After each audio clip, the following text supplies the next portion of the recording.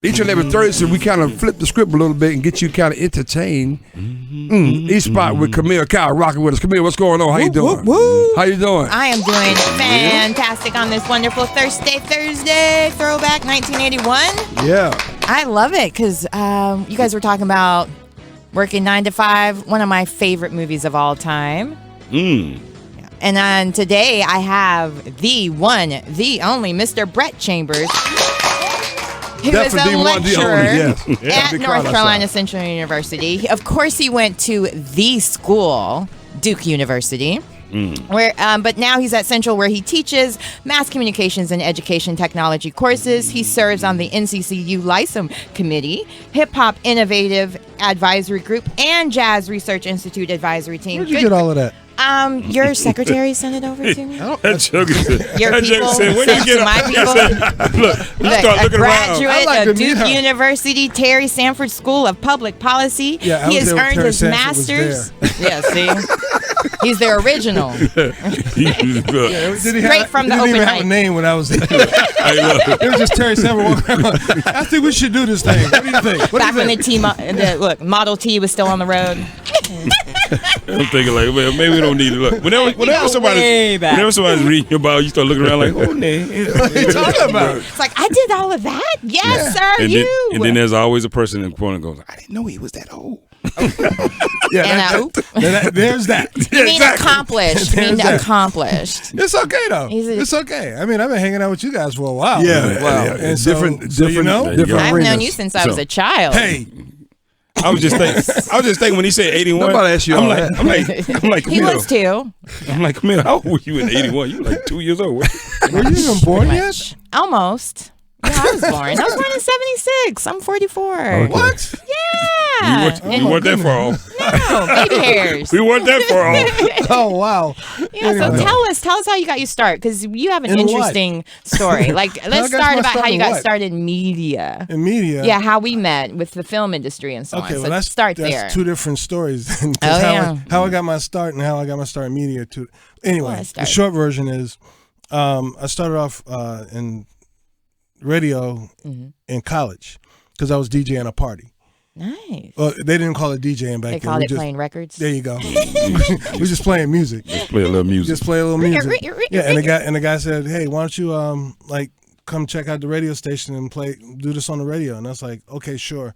And I showed up. He told me how to do it. I became a program director. Actually, I did R&B and jazz. Okay. And then my senior year at Duke, somebody came and said, "How would you like to work for CBS Records?" I said, "Of course I would."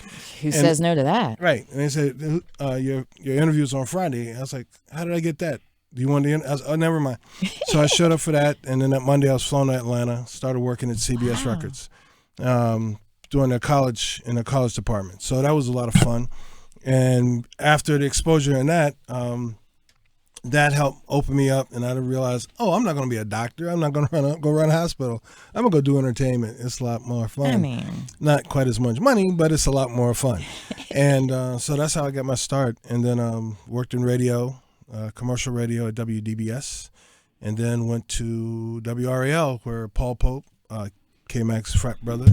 Reese's frat brother. I mean, Reese's frat. Yeah. Wrong one. Sorry. Yeah, exactly. We all look alike now, huh? Hey, look, that bio starting to catch up to you. Especially the ones from Alabama. Like you said, Mr. Sanford, you guys went to school together. Yeah. Anyway, what are y'all looking at over there? Anyway, so. You on camera? Huh? Okay. They're watching the lives. Oh, y'all watching the live feed. I'm like on the live feed. Okay. Yeah. But anyway, yeah. So basically, it was just this whole thing of when Paul hired me, and I have to give a big shout out to them because Capital Broadcasting was really good to me to get started, especially because they were into diversity. Because we talk about this a lot because I'm a part of NABJ and we're really on stations about diversity. But when I got hired, I was hired by somebody who looked like us. Yes. And then I reported to someone who looked like us. Yeah. And he reported to someone who looked like us. Right. And then when I eventually left, and so I want to give them a big shout out because they they have been talking about diversity. They've been doing diversity and inclusion for a long time. That's so I just want to give that's why we're here right now. I know. I just want people to know it's not something new that Mr. Goodman has been doing. Exactly. And he was always good to me when I was there. Yeah. Even when I left, he was still good. And Paul was always good to me too. So I always have to give shout outs to people who have, like you talk about, how did you get started? Because I have some people and some of my students even, they'll act like, hey, I got here all my own. And I was like, no, never say that. No. Because you don't know who's been behind the scenes to make anything happen. Yep. So I always start off with gratitude to those who have helped me in any way get me to my next phase. And the voice you're listening to is the one and the only Brett Chambers from Open Mic Nights that he had actually last night. So we're very grateful that you made it here this morning or crawled in this morning. Alive this morning. So now, but really, how did you start working in film, though? This is what we're here for, the E-Spot, entertainment. Okay, entertainment. Yeah, let's get there. Well, okay, yes, ma'am. Thank you.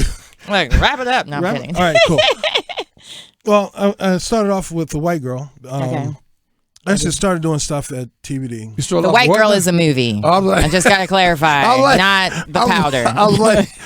He started off with the movie The White Girl. That's where we met. My dad was the AD. It was about snorting the White Girl. A lot of people star Troy Byer and Ty Mark. I was like, came what? What? The snowman? No. I was like, that could go a couple different. But don't do drugs, the funny kids. Thing is, that was what the movie was about. It was. Yes, it was. But it was Tony Brown. It was a Tony Brown production. He was a movie producer and director. So didn't know that. Yeah. And so that right here in Durham, North Carolina. Yeah. So that worked on that one, and that led me to work on Bull Durham. And you worked on Bull Durham. I did. That's cool. It helped me pay for my first house. Yeah. Yeah. So I worked on Bull Durham with Kevin Costner. As a reporter. I was acting as a reporter. Yes. Because I walked into my boss's office and because I heard somebody talking about film, and Brandon Rice and Jeff Hester, they were like, I never knew that. Yeah, so they said, hey. I've known you for a long time. You never said that to me. I'm telling you, I know where all the bodies are buried in Durham. Well, I have a lot of bodies, so. And that's where we met on the set of The White Girl. You'll know which body. Yeah, exactly. Gotcha. Yeah, so I worked on The White Girl, then Bull Durham. Getting in with Dave Chappelle, I was in the extras and all that kind of stuff, and did some PA stuff. Dave Chappelle, that was funny working with Dave Chappelle because we were both from DC, and I did not know that him and my dad knew each other. Wow, that was weird. How did they know each other? Because his grandmother was one of the first real estate brokers, and my dad was a real estate agent. And she had become his mentor or something. Oh, how neat. Yeah. What a full circle moment. Yeah, there's been a lot. Really neat. Like this, even today was a full circle here in Charlie because I work with him at TVD. And then Deborah, Dr. Stroman, we worked together at Central. So and me. And then we also worked together at Central and The White Girl. Yeah. And I worked for him. So you're well connected. He's like Kevin Bacon of North Carolina. 6 degrees. So you've been around for a while. Yeah, exactly. But he's accomplished a lot. And the entertainment stuff is like you were asking about the open mic. The open mic, like Al Strong, who's like a key, cornerstone and Triangle Entertainment. And on the jazz side, him and Marcus Anderson, they've been through my open mic. Matter of fact, the whole band that Al Strong came out of, Hidden Image, they came through my open mic back when we were still at Talk of the Town. Wow. So you had Yazara, who's been... Yes, I love her. Yeah, from she's Central. been Lenny Kravitz. Yeah.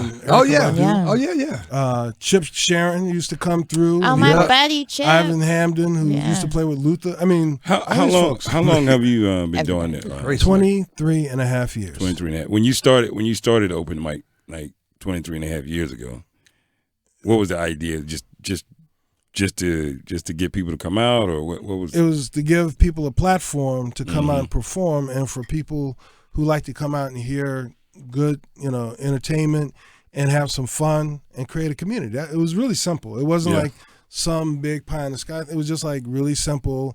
Create a community where people can feel comfortable coming out and perform. People like myself who were playing, like practicing in the bedroom, right? But also if like pros want to come through, right? people like Johnny White, who's been around forever. A legend in Durham. Yeah, him, Yeah. Doug Clark, from Doug Clark and the Hot Nuts back when he was alive. Some other bands, Rise. They would come through and find people to replace, like if somebody left their band. Yeah. Like Doug Clark was commonly known to come up to me and go, "Yo, bro, you got any good singers? You seen any good singers lately?" And I said, "Why don't you sit down?" He goes, "Oh, So you're the plug. huh? So you're the plug. I am. I'm It's a got hub. the juice. I'm a hub. Yeah, That's great. So where is the open mic now? Yeah, the open mic now is at the Blue Note Grill.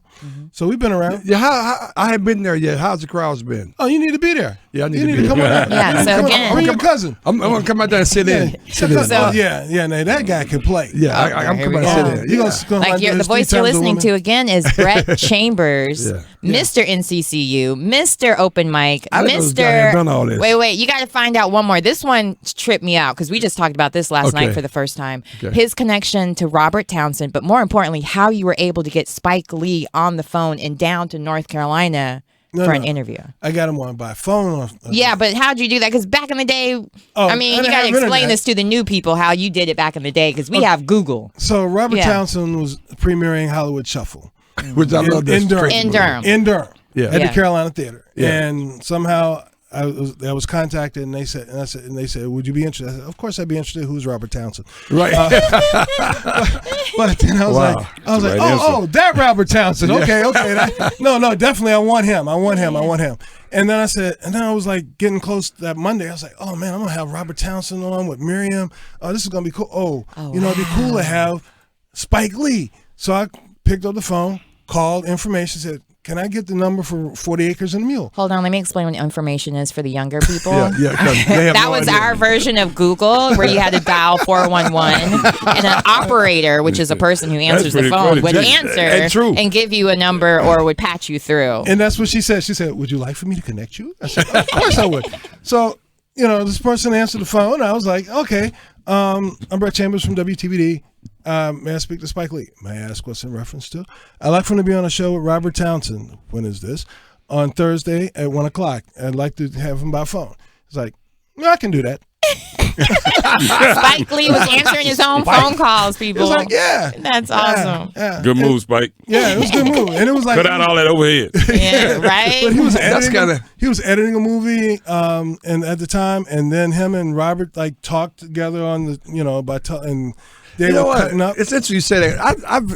I've heard on many occasions and been part of a couple where you said, "No, this is not. You can't call them by directly and they pick up.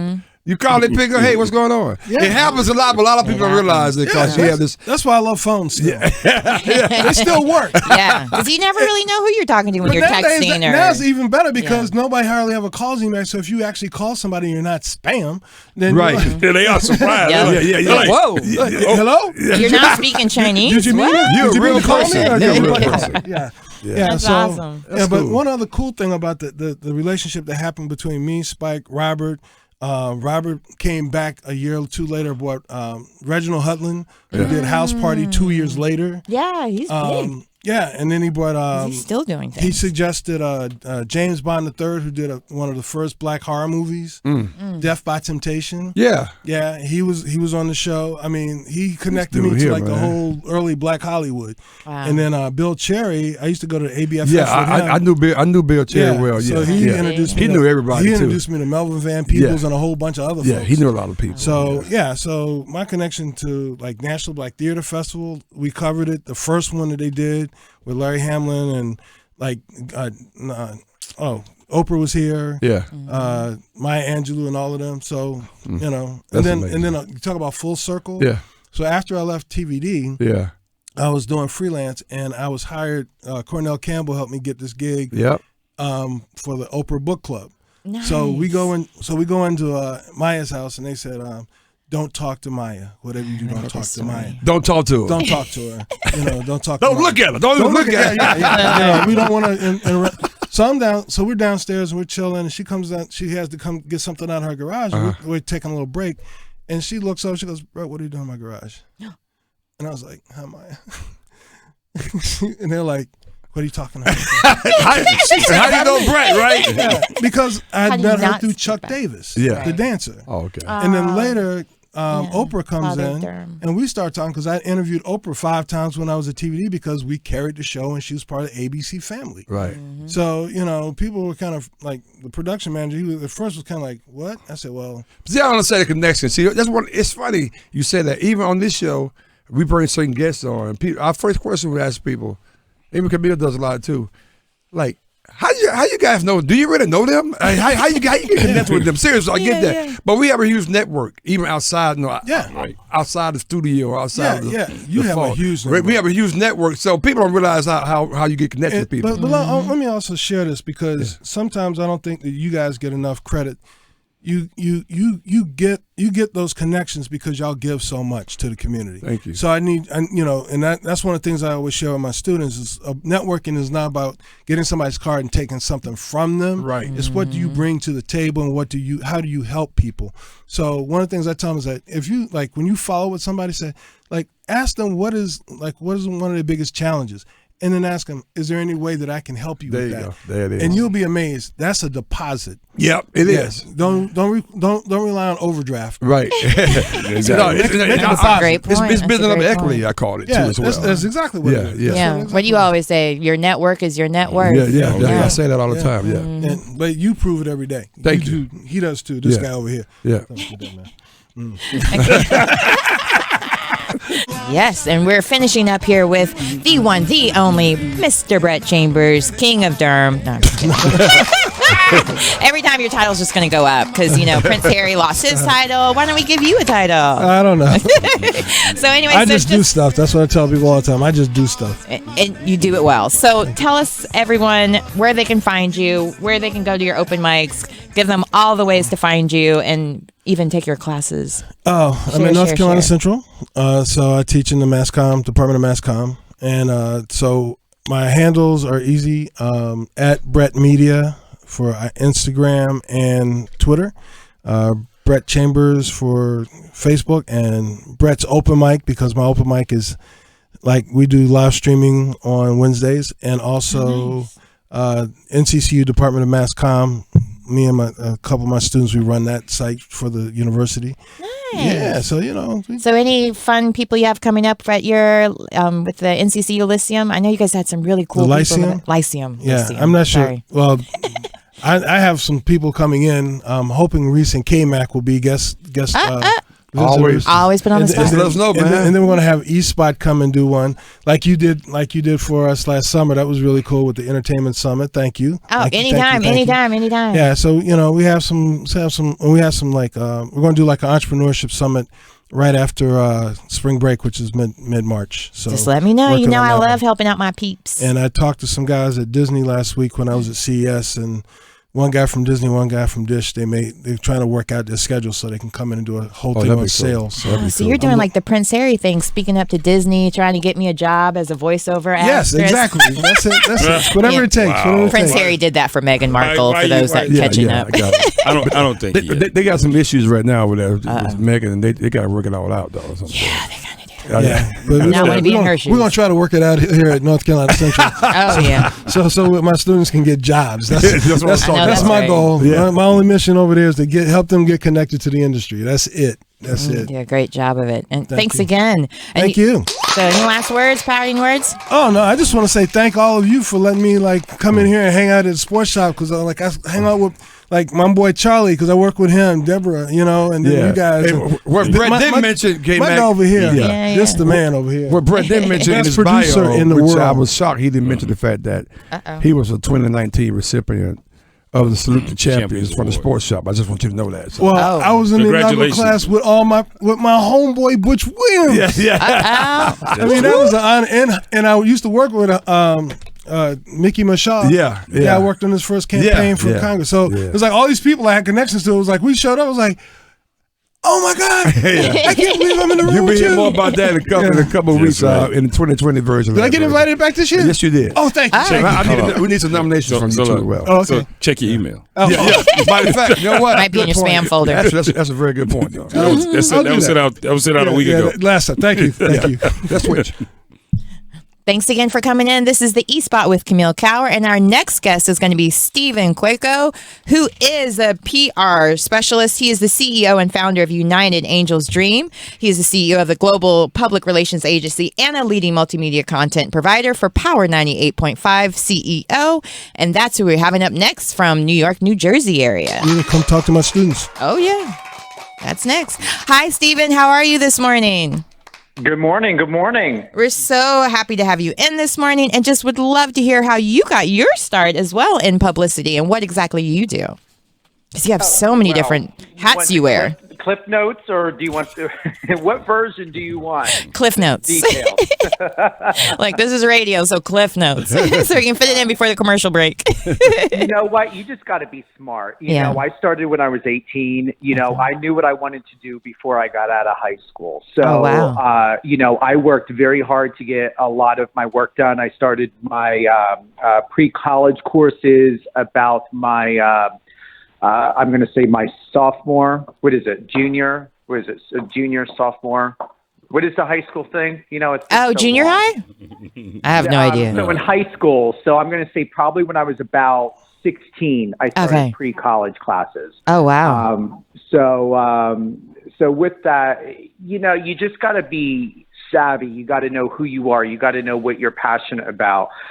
It was a totally you know, different turn from, you know, I was going to be a prosecutor for the state of New Jersey, but my dad and where I was at in my life, it just wasn't best. So I wanted the law aspect to be able to represent people, but at the same time, I didn't want to go through the lengthy process of what it would take to be a prosecutor for the state of New Jersey. Yeah, I get that. Yeah, it would have been too much, and the worlds are very different. So Yeah, I entertainment's chose way more fun. entertainment. Way more fun. And you do a lot, like you do luxury branding with social media, marketing and management, events with all, I mean, you do a lot. So I just was curious with the awards season coming up and you've worked some of these award shows. How does that process go as far as like they're making this big deal about Oscars being so white, but the nomination process that comes from the studio, the publicist, like how does that really work? I'm going to tell you this, Okay. and I'm going to give you the answer, but I'm going to give it to you in a way that's real and raw. Give it to us. Public relations really is the heart of every single business, no matter how big or how small it is. True. A lot of people have a misconception of what public relations is, what it's about, what's entailed. PR does not control the awards. It's all corporate. A lot of things that happen through back end deals, back end arrangements. You know, it's the reason why I started Power 98.5 Radio to gear that more towards audiences. So here's the thing. I'm not going to be throwing shade at anyone.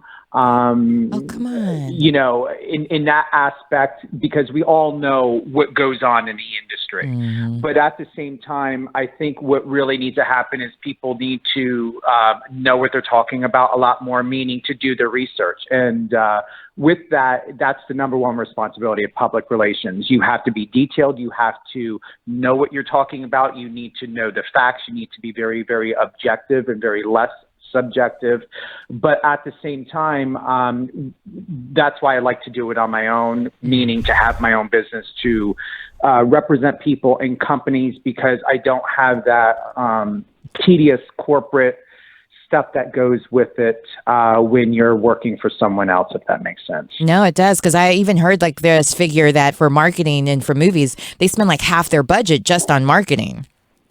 I'm going to tell you, and anyone can prove me wrong. I'm very confident to know how to appropriately and properly spend money when it comes to marketing and advertising. And that is part of the public relations arena. You know, once again, the moment you are interacting with another human being, the moment that you are, you know, building terms and conditions, policies and procedures, layouts, everything is PR. What we're doing right now is public relations. Right. So public relations is the beginning to every single business. It's not the end. It's not the middle. When you want the entire package, public relations is the entire novel of the narrative. Now, when should from someone in beginning their to end. and someone in their career, when do you suggest they seek you out? In the very beginning, and like once they've gotten They their need career? to seek out in the beginning because I'm going to tell you, here's the thing. If you don't seek out public relations in the beginning, this is where it gets messy. So then you've got someone who thinks, all right, let's build the social media pages first. Okay. Let's go ahead and maybe talk to a copyright attorney, a regular attorney, whatever it is. Let's look at the possible legal aspects that need to be in order for contract negotiations or just standard contracts in general. Then they end up moving to marketing and advertising. Number one boo-boo. Because we all know how marketing and advertising works out there. People are spending anywhere from $10 to hundreds of thousands of dollars. And I'm going to tell you the horror stories I've gotten from people's experiences. And I've upset people in the marketing industry because I've called out the BS that goes in behind it, because the money does not justify the work. And how many times do we hear when it comes to marketing and advertising? And don't get me wrong, there are some really good agencies. I have like business relationships with some really good agencies, especially one in New York City. But at the same time, who's being held accountable, which is rare. And a lot of times when someone is hiring an agency to produce whatever campaigns or whatever that's happening, and they're focusing on the numbers, the return on investment, what about the people? This is a people industry, no matter what you're offering. And who really Steve, we got to cut just real quick. Can you tell everybody your handle so they know where to find you? Because we're getting ready to have to go to commercial break, and I don't want to cut you off.